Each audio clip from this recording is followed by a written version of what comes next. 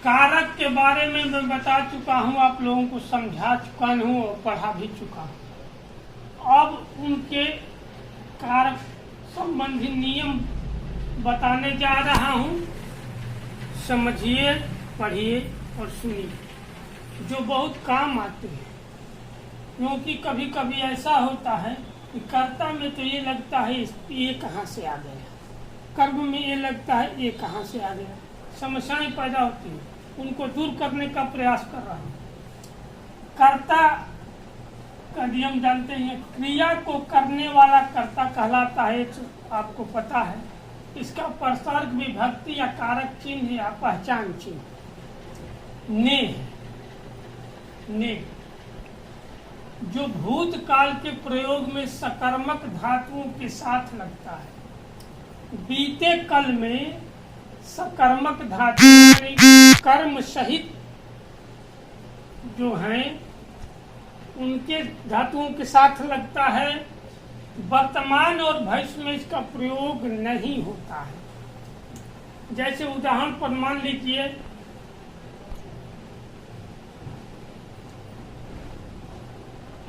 उदाहरण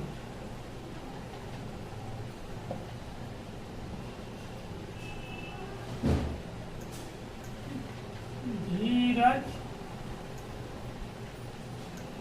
पुस्तक पढ़ता है। क्या हो गया? वर्तमान, तो वर्तमान हो गया।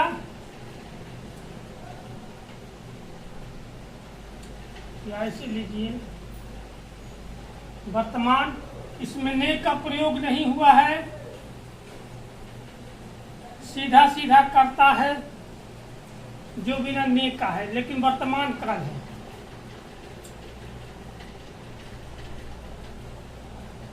वर्तमान काल में कर्ता के साथ ने विभक्ति का लोप हो गया है। पहला। दूसरा,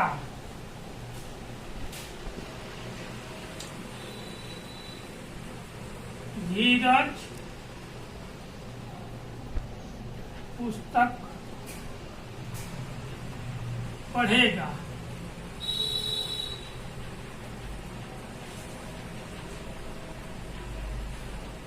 भविष्य,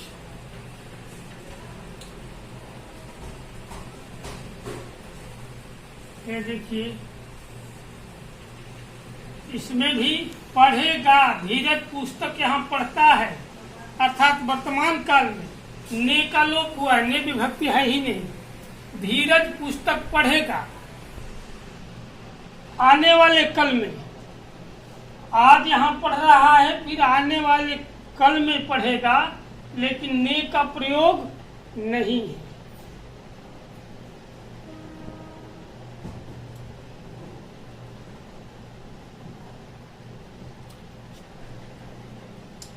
अब देखिए तीसरा,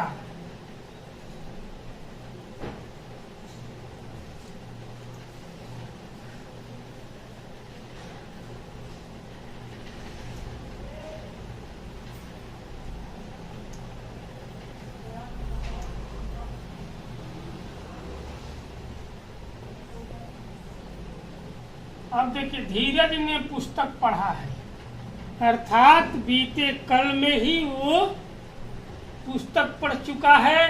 तो इस भूतकाल में ने का प्रयोग हुआ है, तभी तो पहचान में आएगा कि भूतकाल है। और भूतकाल में ही प्रयोग होता है ने का कर्ता कारक में। वर्तमान और भविष्य में तो इसका प्रयोग होता ही नहीं। तो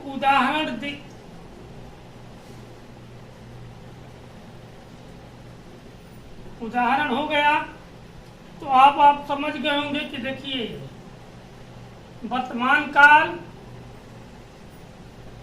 भविष्य काल, भूतकाल। तो इसमें ने का प्रयोग है, जबकि इस दोनों में वर्तमान और भविष्य में ने का लोप हो चुका है। फिर भी एक करता है, देखिए सीधा करता,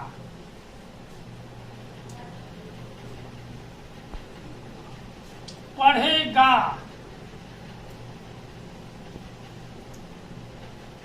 अनुमान है कि कल वो पुस्तक को पढ़ेगा। धीरज करता, पुस्तक कर्म, पढ़ना क्रिया। तो पढ़ेगा हो सकता है नो भी पढ़े, लेकिन यहाँ धीरज पुस्तक पढ़ता है, यहाँ सीधा सीधा कर्ता और क्रिया का संबंध है, ने विभक्ति का लोप है ही नहीं। ने विभक्ति, धीरज ने पुस्तक पढ़ा है, यानी धीरज कर्ता, ने विभक्ति, पढ़ना क्रिया। देखिए कर्ता कर्म क्रिया, यानी कल ही वो पुस्तक पढ़ चुका है या पढ़ा है। ने का प्रयोग, धीरज ने पुस्तक पढ़ा है, यानी आज नहीं, अभी नहीं, कल आने वाले कल में नहीं, बीते हुए कल में पढ़ा है। वो समय बीत चुका है, क्या बता रहा है कि पढ़ा है, यानी वो बीत चुका, उसका जो जिस पुस्तक को उसने पढ़ा है वो आज नहीं पढ़ा है, आज से पहले पढ़ा है, अर्थात भूतकाल में पढ़ा है, तो ने का प्रयोग हुआ है। अब आप समझ गए होंगे कि धीरज पुस्तक पढ़ता है, धीरज पुस्तक पढ़ेगा, धीरज ने पुस्तक पढ़ा है। तीनों में अंतर समझ में आ गया होगा। यदि न आया हो तो हमें सूचित करिए, फिर एक बार को प्रयास करूंगा और अच्छे ढंग से बता सकूं। देखिए कभी कभी ने के अलावा अन्य विभक्तियों से भी कर्ता का बोध होता है।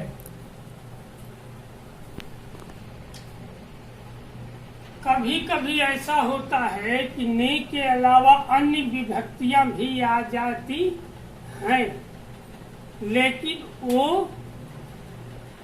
कारक नहीं बदलता। कर्ता में कभी कभी ने के अलावा अन्य विभक्तियों का भी प्रयोग कर दिया जाता है, लेकिन कारक नहीं बदलता, रहता वही है। लेकिन आपको ध्यान देने की जरूरत है, क्योंकि जैसे मान लीजिए उदाहरण, मोहन से पुस्तक पढ़ी गई, हो गया पहला। दूसरा,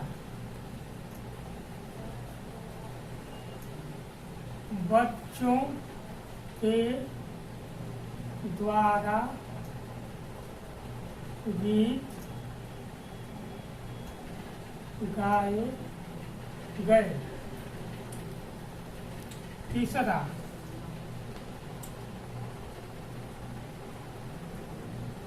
गोपाल से दौड़ा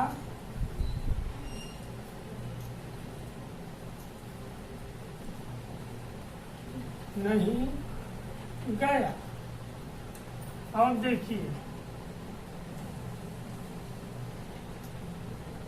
मोहन करता है सीधा,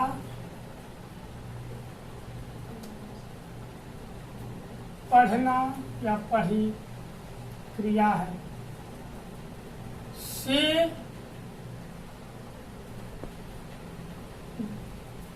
विभक्ति है जो कर्म कारक में अक्सर आती है और पुस्तक कर्म है। तो मोहन से पुस्तक पढ़ी गई किस काल को दिखा रहा है? पढ़ी गई, आज नहीं कल। बच्चों के द्वारा गीत गाए गए, ये भी स्पष्ट है। गोपाल से दौड़ा नहीं गया, ये भी स्पष्ट है। अब देखिए यहाँ क्या है, वाच्य शायद आपने पढ़ा होगा या नहीं पढ़ा होगा। तीनों में कर्मवाच्य और भाववाच्य को लेकर कर्ता की पहचान की गई है। मोहन से पुस्तक पढ़ी गई, कर्मवाच्य।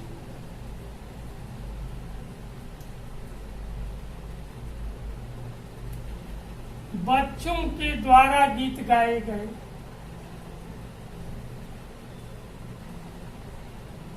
कर्मवाच्य। गोपाल से दौड़ा नहीं गया, भाववाच्य। अब देखिए वाच्य के अनुसार कर्ता की पहचान भी की जाती है। इसमें ने के अलावा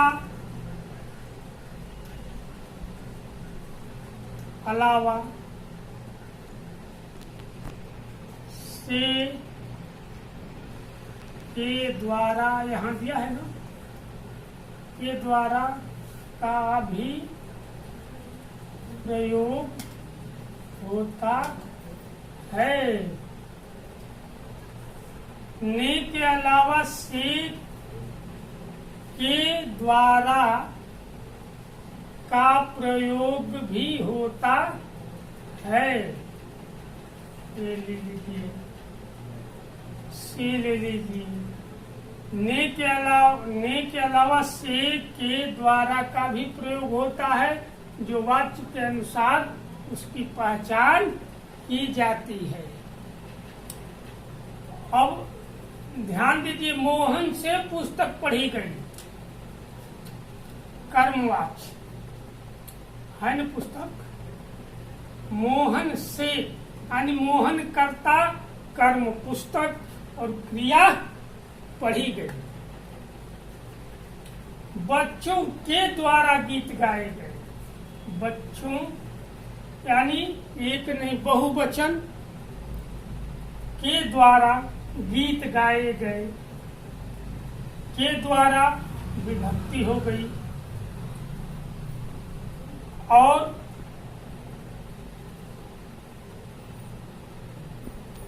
गीत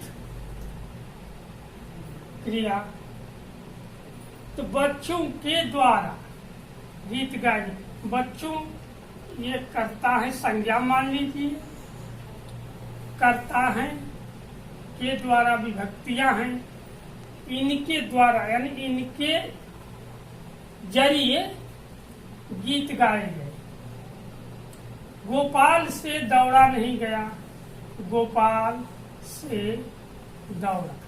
गोपाल कर्ता, दौड़ना क्रिया और से विभक्ति। अब आपको समझ में आ गया होगा कि से के द्वारा का भी प्रयोग होता है, जो विभक्तियां हैं। ने के अलावा इनका भी प्रयोग होता है। गोपाल से दौड़ा नहीं गया, गोपाल कर्ता, दौड़ना क्रिया, से विभक्ति कर्म कारक की। बच्चों के द्वारा गीत गाए गए, यहाँ भी देखिए, तो यहाँ गोपाल से दौड़ा नहीं गया, एक भाववाच्य की पहचान है। गोपाल से दौड़ा नहीं गया अर्थात भाववाच्य। यहाँ कर्मवाच्य, यहाँ कर्मवाच्य, यहाँ कर्म प्रधान है, यहाँ भाव प्रधान है। जहाँ कर्म प्रधान है वहाँ कर्मवाच्य, जहाँ भाव प्रधान है वहाँ भाववाच्य। तो ये भी विभक्तियां लगती हैं कर्ता क्रिया, कर्ता क्रिया, गीत, गाना,